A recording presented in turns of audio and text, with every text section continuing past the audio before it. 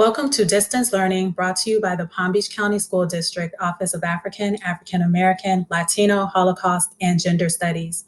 Today's lesson is about the World War II era and the seeds of a revolution.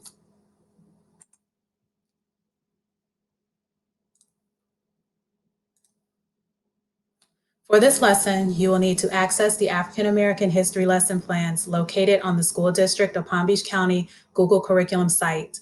Within the lesson plans, you will find the materials that correspond to this lesson.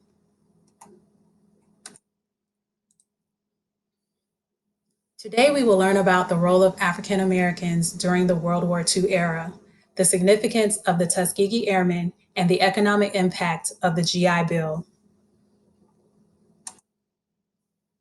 Activate your thinking.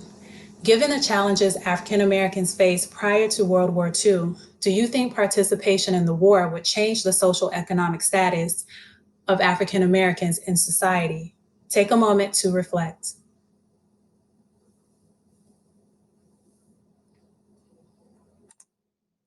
Setting the stage. Let's begin by looking at what was going on in Europe or in the world during this time. As the 1930s progressed, tensions grew in Europe, in particular in Germany. Adolf Hitler became the leader of Nazi Germany. One of his goals was to build what he referred to as the master race. He felt that other races were inferior. In the 1936 Olympics, an African American by the name of Jesse Owens proved Hitler wrong by winning 5 gold medals in the Berlin Olympics, demonstrating to the world that African Americans were not an inferior race. Despite Jesse Owens' accomplishments and the accomplishments of many African Americans before him, racism still plagued American society. Hitler continued to pursue world dominance. By 1939, the Germans invaded Poland. Great Britain and France declared war on Germany, and World War II began. The United States fully entered the war after Japan attacked Pearl Harbor. The war would last for 6 years. So, what role did African Americans play during World War II? Black people found themselves in a fight against fascism overseas and a fight against racism and inequality in the United States. This became known as the WWII campaign, a slogan during World War II that stood for victory over fascism abroad and over racism at home. This slogan became a battle cry for Blacks to unify and fight against fascism and racism. The image pictured is called Mr. Prejudice by Horace Pippin. It embodies the WWII campaign. It depicts the ongoing struggle of African Americans against racism, segregation, and violence within a nation at war against fascism. The armed forces developed policies that were rooted in racism, ignoring the abilities of Black men and women who wanted to serve the country. Blacks who entered the military were segregated and would serve in non-combat units. They were given inferior resources, denied access to officer clubs and base stores. German prisoners of war received better treatment than African Americans in the military. Despite this, African Americans contributed greatly to the war effort. Dory Miller was a Black sailor who was assigned to mess duty, which meant that he served as a waiter and a cook. His captain was wounded during the attack on Pearl Harbor. Dory moved his captain to safety and took charge of a gun machine. He shot down 2 enemy aircraft and was awarded the Navy Cross. An aircraft carrier was recently named in his honor. The USS Doris Miller will be the first aircraft carrier named after a sailor and an African American. Although many Black nurses volunteered during World War II, the Navy refused to admit them, and the Army followed suit.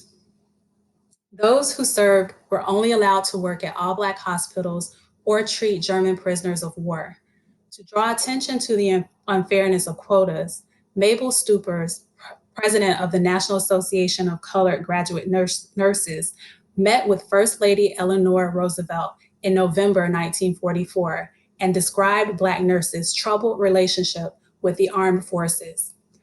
African American nurses were just as determined to battle discrimination and segregation in the American armed forces as male servicemen.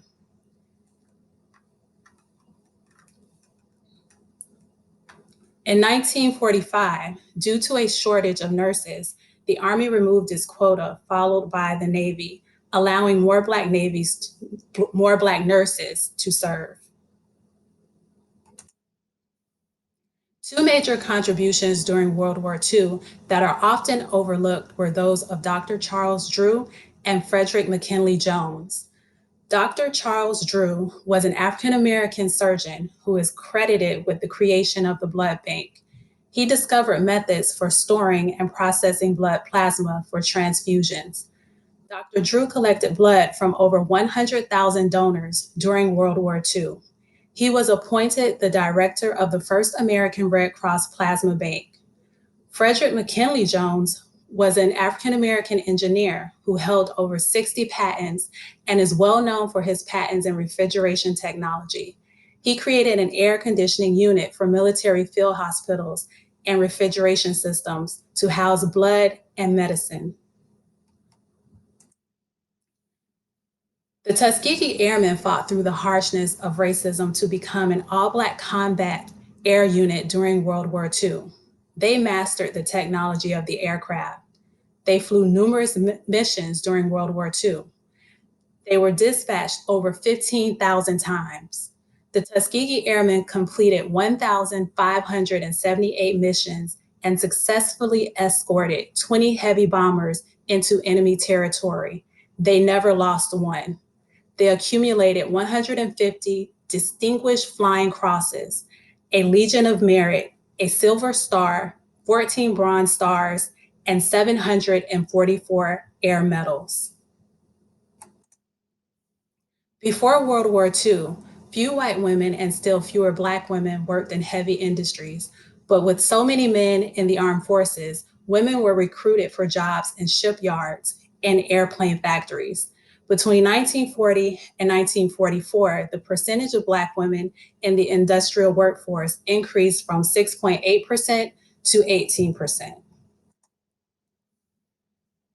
In 1944, President Roosevelt signed the Servicemen's Readjustment Act, known as the GI Bill of Rights, legislation that would profoundly affect American life and society.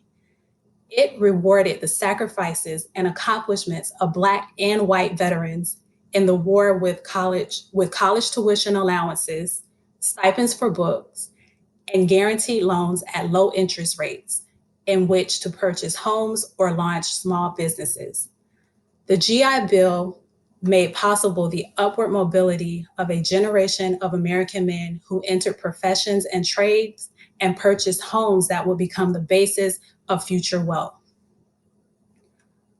While many Black veterans benefited from the GI Bill of Rights, they never received their fair share of funds and assistance. Mississippi Congressman John E. Rankin sabotaged the transformative potential of the GI Bill by insisting that state and local veterans administrators control the distribution of benefits. The resulting racial disparities were predictable in Southern states. In Mississippi, by the summer of 1947, local officials had approved over 3,000 Veterans Administration home loans, but only 2 went to African American veterans. The denial of loans and the violence that often erupted when Black families attempted to move into northern and southern suburban areas curtailed upward and outward mobility. The economic effects of the GI Bill would affect generations of African American people. Many of the gains of Black men and women were wiped away as the armed forces demobilized and the factories began reinstituting the discriminatory hiring system that was in place before World War II. Access to fair, decent, and affordable housing remained a sore issue, as did the inequalities in educational opportunities. The years between 1940 and 1954 were a dynamic period of Black activism and witnessed a rising international consciousness among African Americans. The quest for racial justice in the military and on the home front became the integral part of the ongoing struggle for economic, political, and social progress. This concludes week three's lesson. As you reflect on today's lesson, think of 3 things you've learned, 2 things you would like to learn, and 1 thing